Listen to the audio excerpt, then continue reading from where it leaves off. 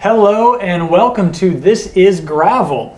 Sitting next to me is not the casual cyclist as you might have identified, but I've got producer Matt in studio with us. Well, I'm usually in studio. I'm just not usually on this side of the camera. This side of the room. So we've been away for a while. You didn't see us, or you last saw us with Dirty Kansas coverage, and that has been some time ago. So we've obviously been up to a lot in that time, and we kind of needed a little bit of a break there, didn't we? We did need a break. You know, June gets so hot around here in Kansas, humidity comes up, and I think we're all just kind of, we've been doing so much training leading up to Dirty Kansas and that type of thing. Even if you're not racing in it, we all know enough people that are. So it's one of those deals where it felt really good just to kind of take a break. We did some different things. And what have you been up to in that time? Well, like you mentioned, it is a little downtime away from the bike. I still have been running a little bit. In fact, I'm going to run 10 miles, a 10-mile trail race this coming weekend at Clinton Lake. But I have been on my bike a little bit more. You know, there's these things with like two wheels, mechanical advantage. Oh, I know. So something has been jarred loose in my head. I guess so. But working hard. But you, on the other hand, have been able to get out on some trips. Yeah, we've been actually riding quite a bit around here since Dirty Kansas, but had the chance to go out and do our first bikepacking trip. Me and two friends, Dustin and Ben, we started in Clinton, Missouri, and did a long trip across the Katy Trail, Missouri, and ended in Illinois and brought the train back to St. Louis. But actually, we've got a little bit of a trailer for an upcoming video we made on that trip, so let's just take a look at that.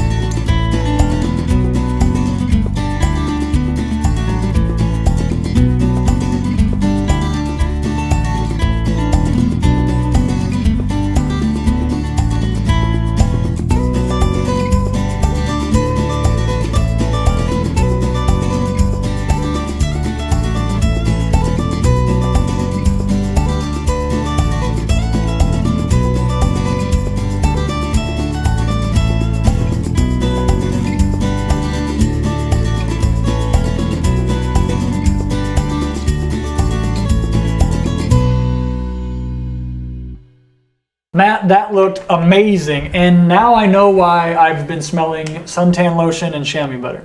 I've washed my jersey probably 4 or 5 times since this, and every time it still smells like that sunscreen when you pull it over the head. But seriously, I mean, that definitely gets us excited to see what you have in store for more from that trip. But until then, we got to know a little bit more. I mean, how many days did you spend on the trail? We spent 3.5 days on the trail, 3 nights camping. We cheated a little bit. The Thursday night we rolled out. My wife took us all to Clinton, Missouri. We stayed in a hotel there that had a continental breakfast that day. That's mainly because we didn't want to drive the 3 hours over. Started on the right foot there. Yeah, we get started on the right foot, but funny enough, we're sitting there in the hotel and all you can hear is rain coming down that morning when we wake up. So we ended up starting a little bit later than we wanted to with some rain, but overall it was good there. But 3.5 days on the trail, 3 nights. We stayed at campgrounds for the most part there that all had, showers and stuff. So we had some luxuries like that, but we took all of our equipment with us, other than, the shower house type thing. But that was great. Last day was a little short, 50 miles, and we rolled into St. Louis and jumped on the train to come home. So 4 days, 3 nights camping, and how many miles did that equate to? I think total and daily, roughly. I think for the most part, each day was between 85 to 100 right there. The first 3 days were that. 337 miles, I think, was our total across the trip. And that's decent mileage even for a rail trail. I mean, what was your, collectively as the group of 3 of you, what was your experience with that kind of mileage for 3 consecutive days or bikepacking trips in general prior to this? With our mileage, I think we were all a little shocked about how hard we had to work out there on the trail. Our average was, from what we're used to riding the gravel, it was nothing pretty. That type of deal. I think it was like a 13-mile-an-hour average across the whole trip. But you get out there on a rails or trails, and anybody that's really ridden one knows this. You are pedaling nonstop because there's no coasting downhill. So that took us a little bit by storm there. But we've all been out and done century rides this year. So 100-mile day, we're like, this shouldn't be that terrible. And then you throw 30 pounds of gear on your bike too. And you don't realize how much harder it is to get over the bike and get on the bike and all of that with that extra weight on there. So pretty much when we got into town at the end of the day, we were ready to be off the bike for the day. And we've never, the 3 of us, none of us have ever bike packed before this trip. We kind of went all in and said, if we're going to do this, let's get out there and bike and do it. So that's producer Matt just jumps right in there. No project too small, right? Yeah, never been accused of that But before. I think you hit it. Don't be fooled by a rail trail. It is a groomed path, it is railroad grade, but that presents some new challenges along the way as well. And I think people underestimate what it takes to constantly pedal all day. Yeah. And in fact, having lived in Colorado and living in Kansas and cycled in both, I can tell you it's just different. You can argue what's harder, what's easier, but it's just different. In the mountains, you got a sustained climb for a while, and then a big descent. In the flat country, it's a little bit more consistent work throughout with less breaks and less, it's not as big, steep terrain, but you don't get to rest as often. That's, you always talk about recovering on the bike on some of those downhills. That's when you're supposed to pull the goo packet out and take a goo packet or the bottle of water. And even around here, it shocked us because we'd ride up to Council Grove, kind of the back roads, and you're coasting down some hills and stuff. But then we jumped on the Flint Hills Nature Trail, and it's that constant grind again type thing. And so it really kind of surprised us in that regard. But speaking of the Nature Trail, don't you guys have an event coming up on it? Yes. For those that don't know, producer Matt rode the Katy Trail in Missouri, right here in the state of Kansas, not far from our home in Emporia. It goes through Lyon County. But we have the Flint Hills Nature Trail, which is identical to the Katy Trail in the sense that it is a converted rail bed into a multi-use trail. And let me tell you, I just think it's amazing that these abandoned rail lines are being reclaimed into something useful like a multi-use path. And the state of Kansas recognized that, and actually the Governor Brownback and the Department of Tourism approached Dirty Kansas Promotions and said, hey, we'd love your help promoting this trail and creating an event to celebrate the fact that this trail exists. And we've done that with Rush the Rails. Those that follow Dirty Kansas or are signed up on our Facebook page or our email, you've probably seen some materials about this. For those that aren't in the know, this is a Fondo style ride, which a Fondo, if you're familiar, is a timed event but non-competitive, meaning it will be timed so folks can ride it as hard as they want, but there will be no recognition for podiums. Everyone will be recognized in the same way. And since the focus isn't on competition, the focus then becomes on have some fun along the trail. Okay. The trail, because it used to be a railroad, has a town about every 10 miles. Some bigger, some smaller, and those communities that are a little bit larger, actually all communities are going to do what they can, but some will have a full-blown festival-like atmosphere at the SAG stop. So it's not like Dirty Kansas where you try to get in and out. You get to stop and enjoy yourself along the route. I will say though, in addition to the non-competitive ride, we have a competitive relay run. Okay. 4-person and 8-person teams can traverse the entire distance from Osawatomie to Council Grove, which is 97 miles, alternating runners on the road at any given time. And we felt that the runners could participate on this venue a little bit safer in a competitive format, and that's why the run is competitive and the ride is not. But the runners alike can enjoy if you're on a team and you're waiting for your teammate to get to you, you're sitting there in the town waiting for them to arrive and enjoying it. That's one thing I didn't mention about our trip across Missouri. 337 miles in 3.5 days, and maybe 60 miles of that we ever shared the road with a car. It felt good. There were 3 days there where we never got on public roads. You never had to keep looking over your shoulder, what's coming up behind you, especially in a place you've never been before. You always get kind of nervous. So that is one thing I really love about the trails. There's a huge peace of mind of being on the trails, and gravel roads offer a similar, but rail trails like this take it another step further, and automobiles are not allowed on it. Now, you will cross county roads and you will cross highways from time to time, but take the necessary precautions and safety. Look both ways. Like all of our events, the traffic will not be closed, so it's up to the participant to do their due diligence, and we'll have signage out there. But by and large, you are not going to have to worry about traffic. All you have to worry about is riding your bike and having as much fun as you can. Yeah. How do you see kind of the little towns across the rail trail embracing it?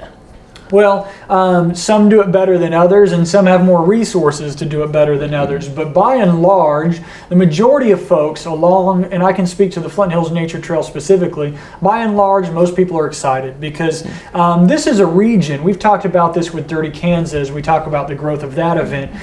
Kansas is a flyover state. At least it has been, and we are changing that with cycling. And nothing excites me more.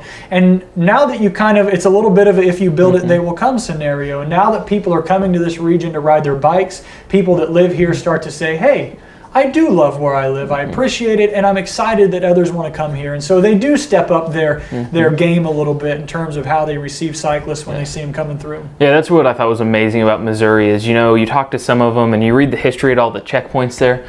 People were very upset when the railroads pulled out of these communities. That was kind of what they felt, the nail in the coffin for these small towns. But you look across at some, not even just the Katy Trail in Missouri, but there's trails like this all over the country.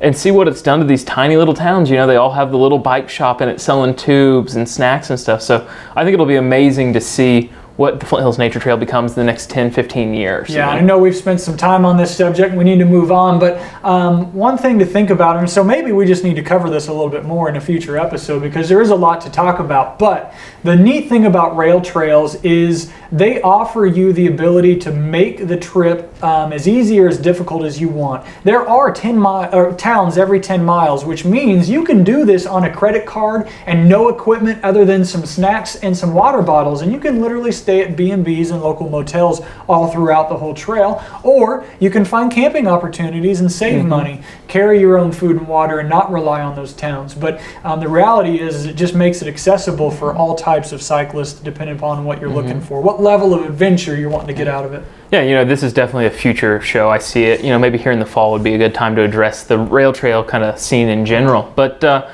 we haven't been on for the last month, but one thing we have been active on is our social media. I had a chance to sit down and pull some of our favorite photos from the last month, so let's take a look.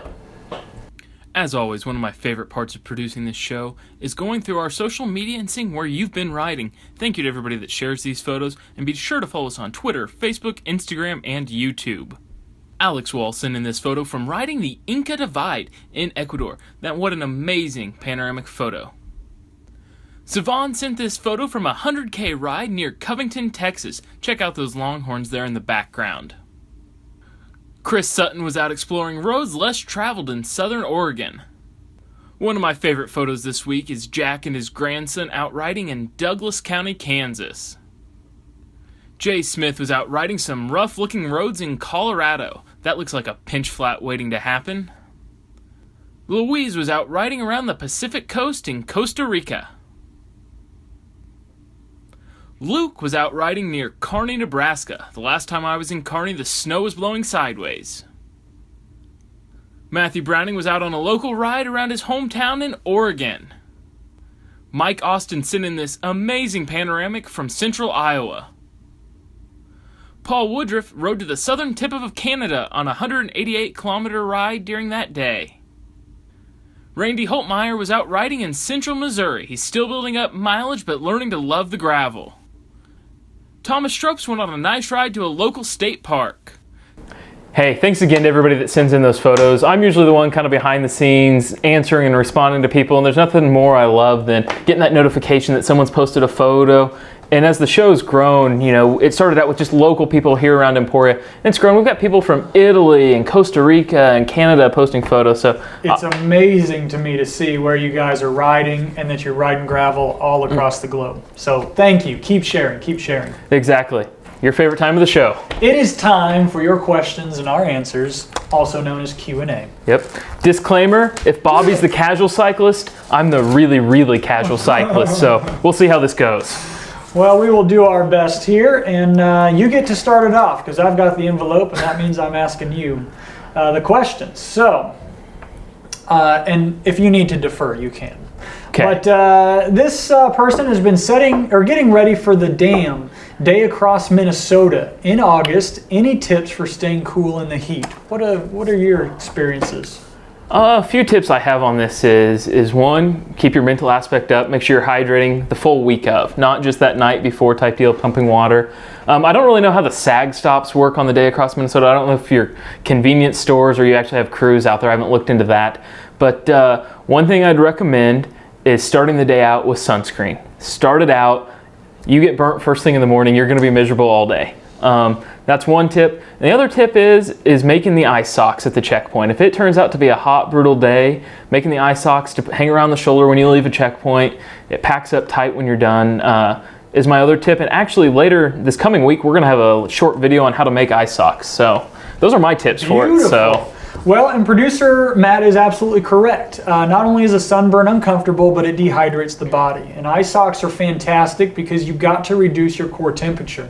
Here's the problem. As the outside temperature increases, you can still push hard, but the problem is you're raising your core temperature without the ability of cooling it as quick as you would in cooler temperatures. So that means doing anything necessary to cool your body from the outside, but I highly recommend that you do not pour water bottles over your head unless you have ample water to spare. If you can do it, fantastic. But if you're not at an aid station, the water needs to go in the body. That's how you're going to cool your insides. When we're out at the races, that's something I see all the time when we're out shooting and stuff. And unless you've just pulled into your checkpoint and you know you're getting 4 new fresh bottles, correct, there is no reason you're going to regret that decision at some point in the day. Yeah.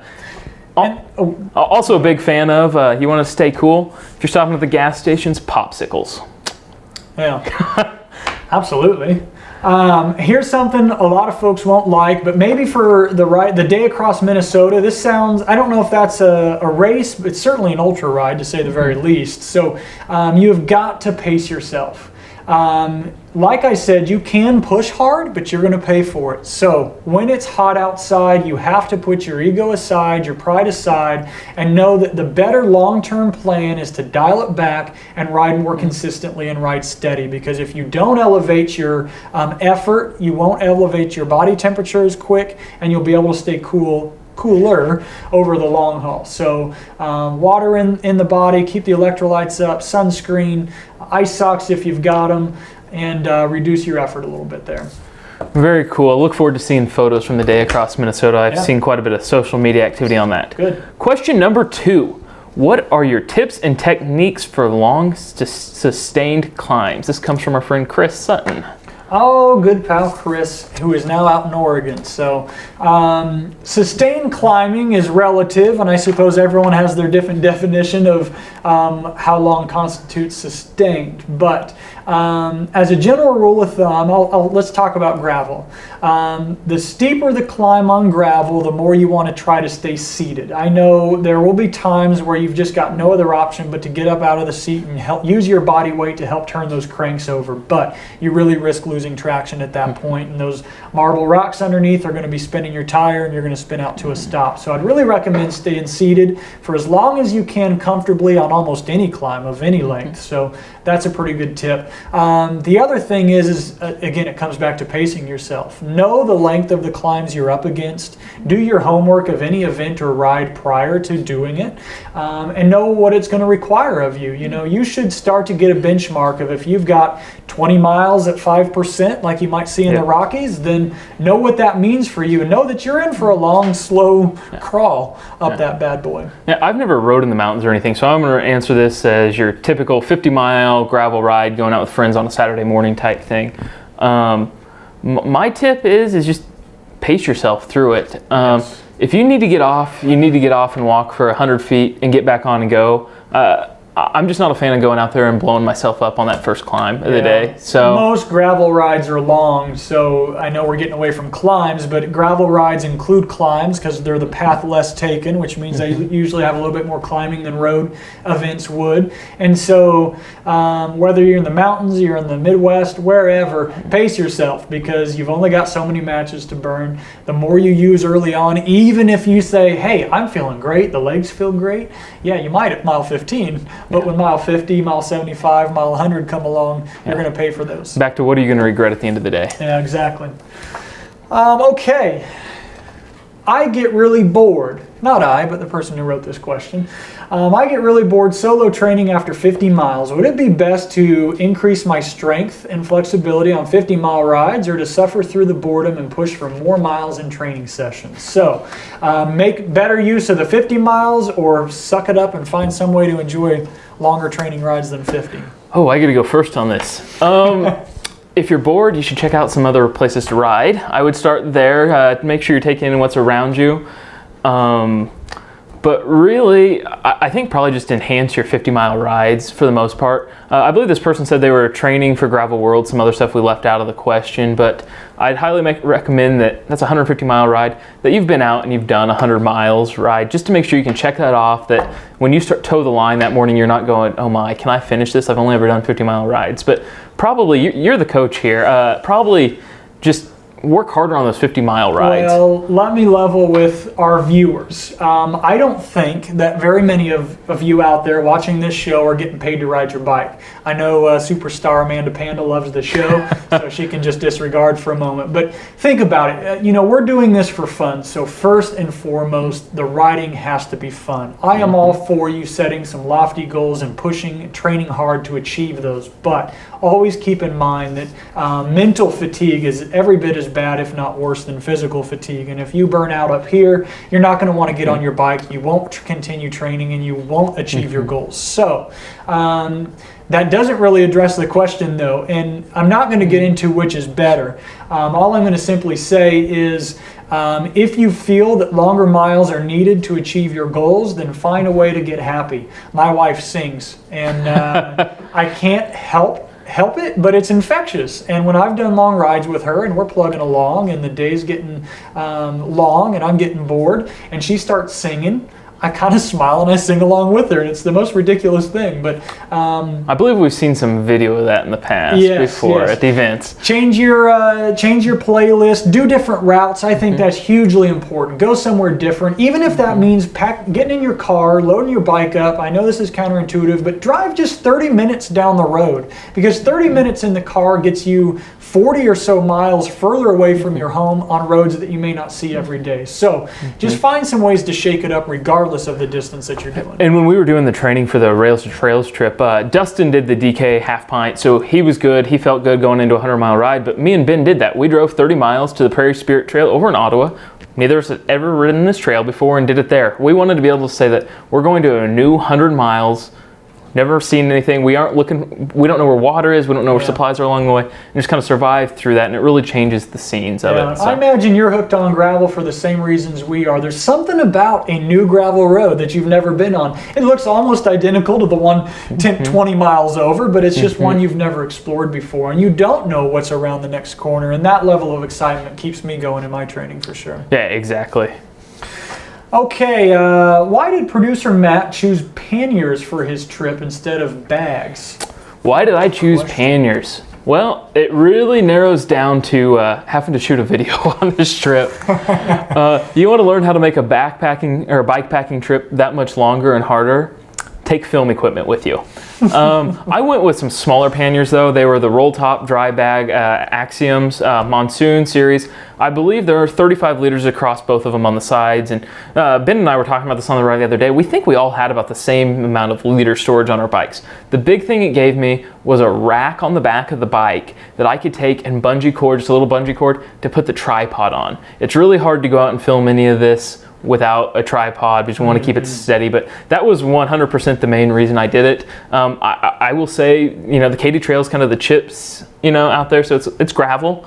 I was nervous going into it about how the panniers would work because everybody else was using like the salsa bags on the back and everything, really made for like tour divide type deal. Yeah. I will say I never had a single problem with the panniers, and I'd gladly jump on and ride gravel roads here in Kansas with them again. There you go. All I can really add to that is don't be chasing the next shiny object. Find the products that are going to suit your needs, and don't worry about what everyone else has, other than to simply do your research and help you come to a conclusion as to what's best for you, because panniers have their pros and cons, bags have their pros and cons. Both are good for certain situations, and just decide what is the one item that's going to help you achieve the cycling goals that you want. Exactly, and it was really nice for the video to have one was doing the panniers and the other ones had the regular bags and the rolls up front. The panniers and the rack gave me everything I needed, except I took a backpack that had the camera in it. So I didn't have anything strapped to the handlebars or a frame bag or anything. So it was nice having that flexibility of you go set the tent up, the tent, your sleeping pad, your sleeping bags all in one pannier, so you just pull it off and there you are to go, and everything else is in the other one. So it really helped me stay organized too. Beautiful. Number 5. what do you recommend for night riding? Maybe training, equipment, supplies, anything like that? Well, I was going to say I recommend doing it first and foremost. It is July. We're in the middle of July, and it's been hot around here. And so just from a training perspective in general, we talked about heat earlier. You can beat the heat by riding in the morning or riding late in the evening. And that also will help alleviate some boredom, because riding at night is entirely different. Even if you're on the same old roads you've ever been on, ride them at night and you'll feel like you are in completely foreign terrain, because obviously you can't see as much around you. You also have the perception of going a lot faster than you really are, because you can't see see around you and see as far ahead. So give it a go, give it a try, and just do it. As for a training perspective, I mean, training wouldn't change other than be safe. Don't outrun your headlights. Be smart about it, because there's going to be some inherent challenges. But if you just need to put some mileage in and you don't want to do it in the heat of the day on the weekend, then by all means go out and just get some endurance miles in.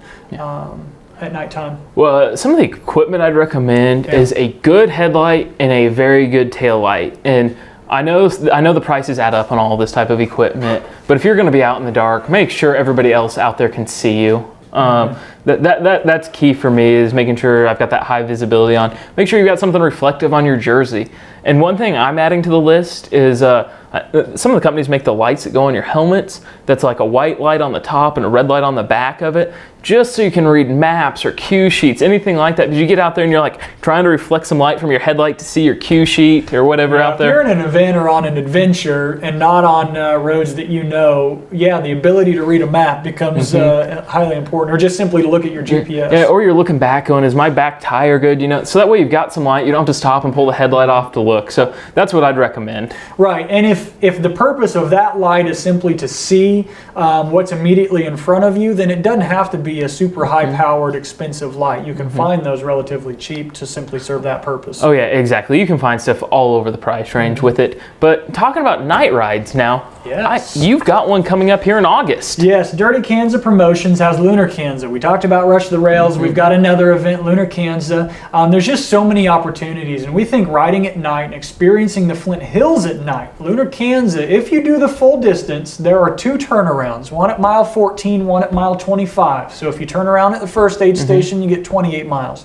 If you go all the way to mile 25, you will be in open range at night for 3 straight years, knock on wood, hopefully for the 4th. We have had clear skies, beautiful stars, and a near full moon. Mind you, the full moon is actually on Tuesday of that week, and that's just not. We're not doing it on Tuesday? Not a good night for a ride to get folks into town. So it is on that Saturday, just a few days after the full moon, and just what an amazing sight. And you're getting a t-shirt, meal, and beverages from Mulready's afterwards. You're also getting a button this year, and that button gets you deals at downtown merchants. We have about a dozen downtown Emporia businesses that are offering special promos just for Lunar Kansas button holders. So lots of value. If simply riding at night and having fun and having a great time with your friends wasn't enough, it's just packed full of value. I cannot think of a single reason, except for Nana's 100th birthday, that you might need to miss Lunar Kansas. Yeah. Registration's only open for 2 more weeks. Okay. Get on it. Link at the bottom of the screen, and in the show notes, direct link to both that and Rush the Rails. One thing about the Lunar, this is like the only event I've ever ridden that we talk about on the show. I'm always shooting photos, but I have ridden this one in the past before. Nice. There is nothing more gorgeous than rolling out with the kind of orange skies, and then you get to the turnaround point, and there's already riders headed back to town, more coming out, and you just see this mix of headlights and taillights. It's like the scene out of Field of Dreams, where they're all coming to the baseball field. Yeah. So it's amazing. I highly encourage you to check it out and join us. Well, I think that's all for today's show. That's all I've got. Thanks for tuning in. Yep, make sure you follow us on all of our social media. We'll have the full bikepacking video out in the next couple weeks. I know I said mid-July. Let's kind of push that off a little bit. It is mid-July. I guess it is mid-July. So thanks for watching. Join us next time.